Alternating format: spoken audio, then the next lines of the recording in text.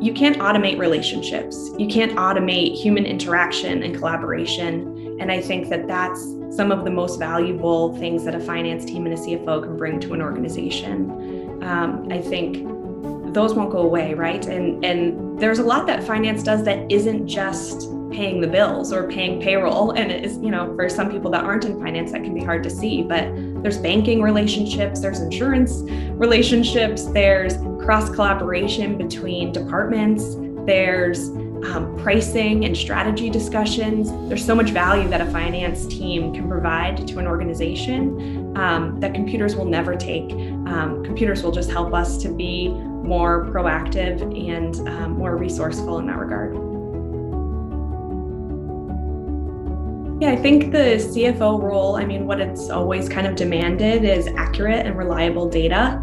I think that demand continues to increase over time. So data is ever more, from what I can see, consumed and applied in real time to make key business decisions. And that's especially true in the startup world or fast, high growth companies where decisions are made rapidly. They're made all the time. There's a lot of pivoting and changing, and data is the best basis to make those decisions from. And the companies are looking to CFOs to supply that data in real time. Financial statements are just the tip of the iceberg. We're really diving into KPIs, analytics, trends analysis, projections.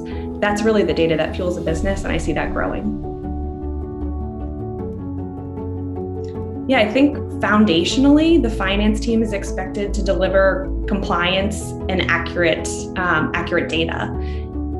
Not only that, but the data has to be compliant and accurate, and it has to be usable. They have to be able to consume this data in a way that can be applied to the business, in a way that drives the business towards its strategic goals and initiatives.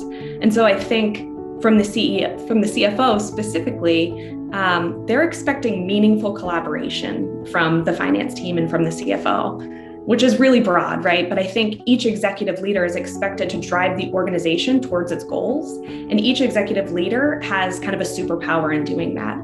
I see the CFO's superpower as data, right? It's compliant, it's accurate, it has historic financial performance and trends, it has quantitative reasoning, it has financial projections and tolerances, similar topics to that. So the CEO and the board are expecting a collaborative leadership team and an all hands on deck kind of effort. And finance can provide that through really great data that can be applied in countless ways. Yeah, I think automation has been extremely helpful. And I think a lot of companies are adopting this already at some level. But the potential really is fantastic here. So kind of what has already been adopted easily that maybe we're not even paying attention to is electronic bill pay, or even just using a cloud-based ERP system where we start to use machines a bit and trust machines for some of these processes. The automation potential in AI and machine learning can blow that out of the water, right? The potential there is huge. I think the next steps, and some that I've seen pick up in my career, is memorized transactions, prepaid amortization processes, pre-programmed revenue recognition schedules. These are the things that when you get into high volume and an automated process can help, the benefits just really take off. They're easy to see from day one once you implement some of these things. And I think those are getting adopted more and more. I think what could be really disruptive, and it's coming, or it's here for some and maybe not all, is that automating a process fully end to end, where a human didn't necessarily set up each transaction type. The automation can do it for them end to end. I think volume of transactions, like I said, as those increase and a computer can take over some of that, that's going to be really disruptive and hugely helpful.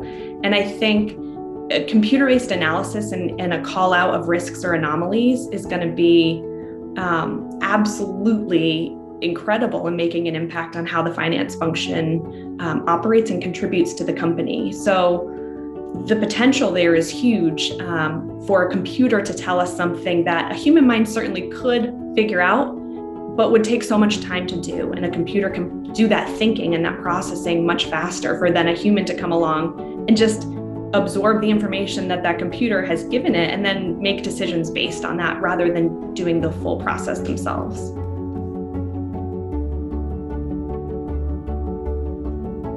No, I do not think robots will take away finance and accounting jobs. I think they're going to enable finance and accounting jobs to be what finance and accounting professionals want them to be. And that's strategic, that's goal-oriented, that's really impactful to the business. I hear so many times in my career, I just have to get through all of this and then I can do the analysis. I just have to enter all of this stuff and then I can provide my conclusions and recommendations for the business. Nobody really enjoys those tedious tasks of getting through the tedious work. A lot of the finance and accounting professionals want to flip to the results part of it, the contribution part. How can we grow? What can we learn from this? And so I think computers will enable us to really develop a finance organization into the potential that it could be to drive business forward. Yeah, I think it's this concept of there's just not enough time in the day. The scope of work that finance can take on seems to be getting bigger and bigger to me. It's not just, have so-and-so from accounting get this thing done and you never really have to interact or talk with them. It's, hey, accounting has data that we need to draw conclusions on and run the business. And if you spend all your time kind of, being a nerd behind the computer, you're never going to have the time to do that strategic stuff and get the most value out of the finance team.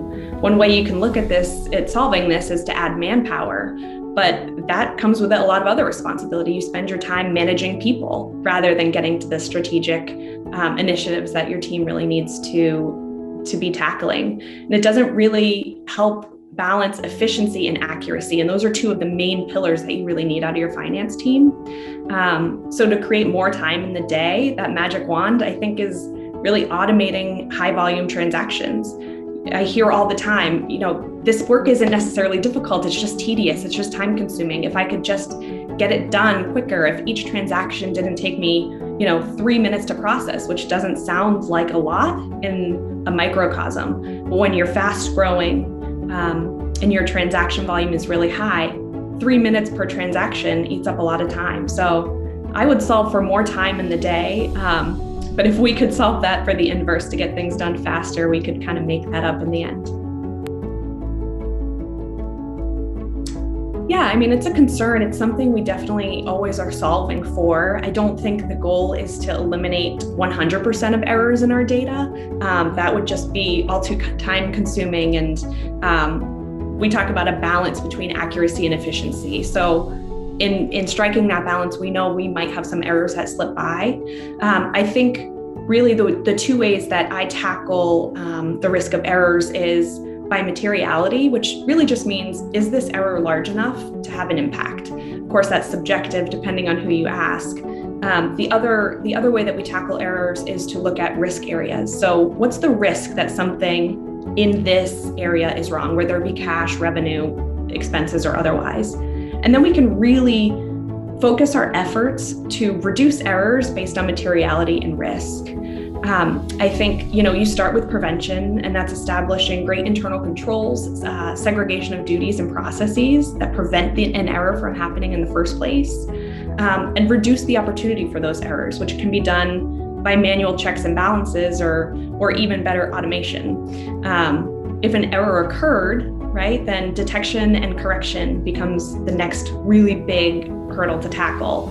And we've got to find it and fix it quickly. Sometimes if an error is based on a flaw in a process, that error can grow over time. They're not always a one-off thing. So review and analysis, of course, is a great way to be detecting and preventing errors, but higher volume either require more time or more automation to reduce the opportunity of error.